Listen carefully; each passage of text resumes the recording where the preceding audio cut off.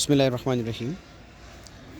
Today in this class we are going to focus on two important developments, two important political events. So our today's concerns remain to help students with things. Our today's learning outcomes remain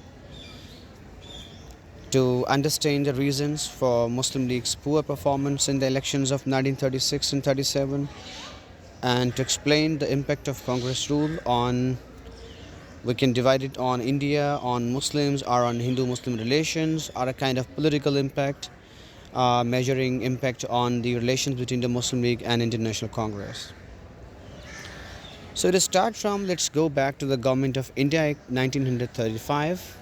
If you recall this, which we have already actually covered in the class, 1935 Government of India Act was an effort from the British to address the political concerns of Indians who were seeking more role in how India should be governed.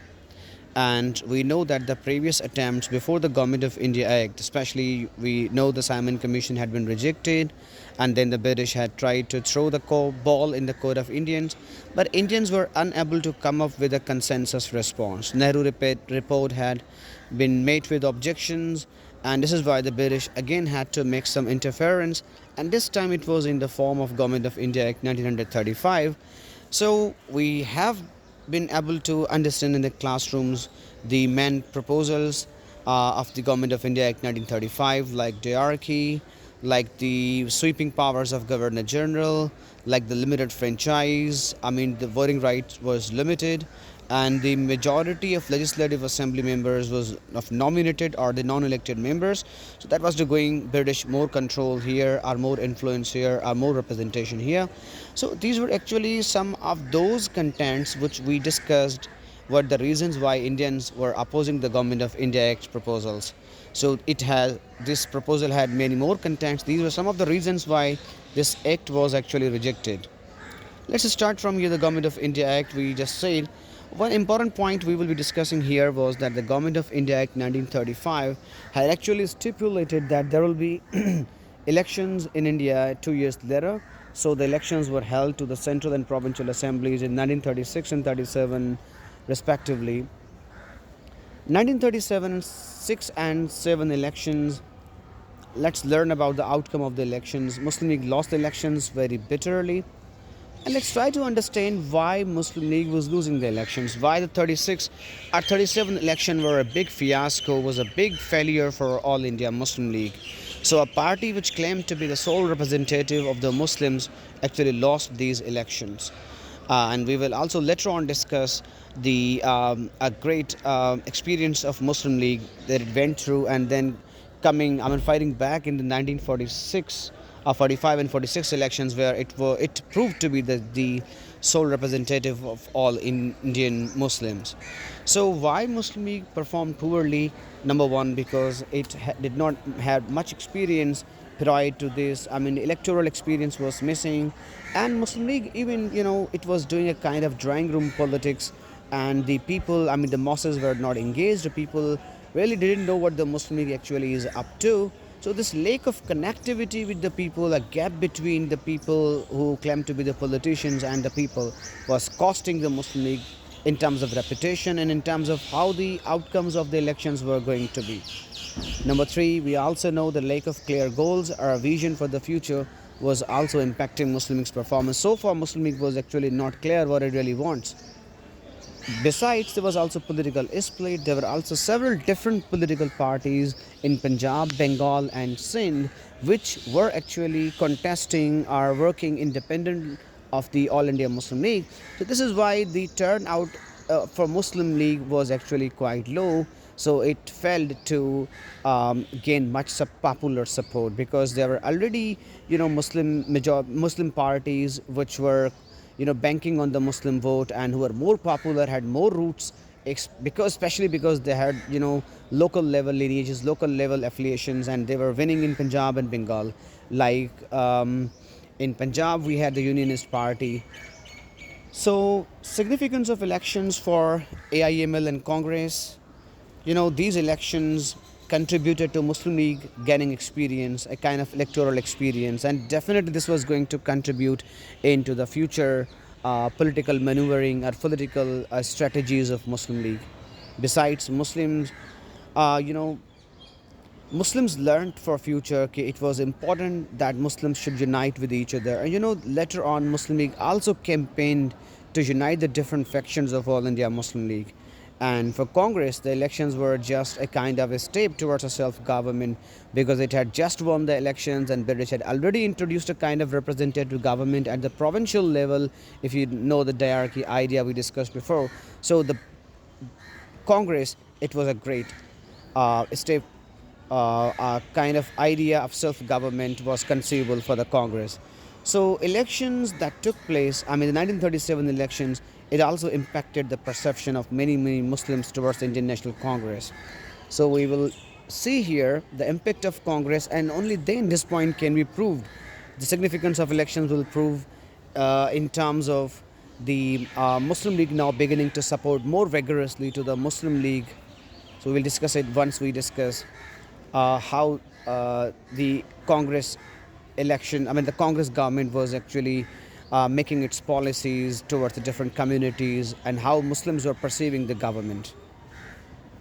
So, two nation theory got strengthened, but this also depends on the impact of the Congress rule. So, let's discuss the Congress rule now.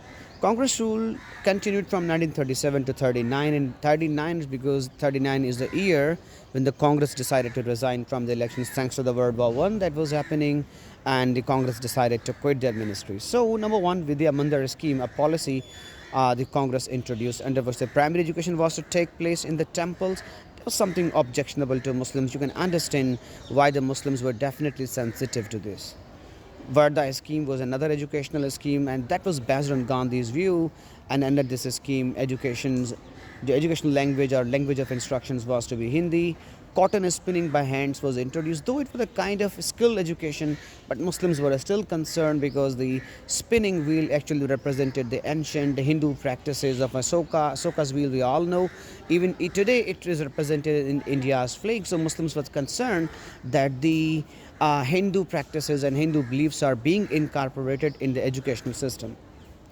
All students were expected to bow before Gandhi's picture, his image hung in schools. Bande Mataram was sing was a kind of nationalist song, not in the national, but in a provincial assemblies. And this was something Muslims considered offensive to them because it called for expelling the Muslims or expelling the outsiders, and there was a perception that the Muslims were actually the alien to India, and they were not the homegrown population or indigenous population or domestic peoples. Congress rule was a kind of based on tyranny. Many people consider this rule tyrannical. There were tyrannies like, for example, there was ban on eating beef, and there was a punishment for slaughtering cow. The azan was forbidden on speakers. There was a tax on mosques. Noisy processions took place outside the mosque. So different things were there that made Muslims very concerned, not just politically, but now Muslims were coming more vocally against the Congress, because it was now apparent that Congress was behaving in a more intolerant way when it came to religion. The Congress intolerance was something Muslims were very concerned about. So if Muslims, from legal point of view, any Muslim complaint was made, the decision probably would always come in the favor of the Hindu, and there were different riots that took place. Muslim houses and properties were ransacked. So all of these events were creating a big impact on the Muslim mindset, and a new discourse was taking place in India. So the Congress rule had definitely many impacts on the Muslim mindset as well as on Hindu-Muslim relations, or the relation between Congress and Muslim League. So it was because of this election, or because of this rule actually, that now Muslims as a community, they began to feel threatened. They began to feel that they are not secure in India as a community. Number two, we discussed before in the 35, 36 elections, Muslim League, 36, 37 elections, sorry, Muslim League had bitterly lost the elections. But this time, those Muslims who had actually voted the Congress, they began to feel that they did wrong. And they began to accept this idea of a two-nation theory was becoming more popular among the Muslims. So this was going to impact in a way that in the future elections, Muslims were going to vote for Indian for all India Muslim League. So 45, 46 elections we would discuss in the next chapter. This was definitely going to be a very, important success of all India Muslim League, and this was probably thanks to the Congress rule, because it was tyrannical and Muslims' two nation perception was growing every day. So Congress rule increased communalism. So it was not just communalism, but also even kind of marginalization. Sense of marginalization was becoming popular among Muslims. Muslims began to feel being cornered, being put to, being thrown to the wall. So they were now out to support All India Muslim League instead of the Congress. So this is why in the next year we would also see that was a Congress rule that forced the Muslims to come up with the Lahore Resolution, and Muslim League in 1940. In just 1 year later, when the Congress resigned in 1939 due to the World War II, sorry, and the Muslim League came up with the Lahore Resolution, and it was now firm on the demand of partition or simply the making of Pakistan. So we in this class, or at the end of this class, we actually try to understand, we discussed actually what the Government of India Act, its proposals, why it was rejected, how the ministries, the Congress rule came in as a result of the elections, why Congress won the elections, and what was the impact of Congress rule, what its policies were, and what its impact was on the India or on Hindu-Muslim relations or on the Muslim perception as a community. This is it from side. Thank you so much, and keep watching more videos.